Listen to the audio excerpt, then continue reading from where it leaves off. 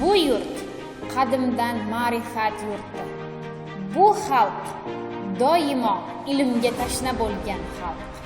Bugun biz yana bir bor kitob atrofida birlashamiz. 21-25 aprel kunlari O'zbekiston kitobxonlar yurti shiori ostida butun respublika bo'ylab kitobxonlik haftaligi bo'lib o'tadi.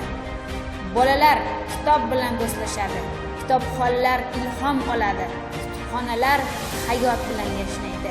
Taqdimotlar, uchrashuvlar, tanlovlar, ilm, fikr, ruh, yagona manzil kutubxona, yagona maqsad kitobli kelajak.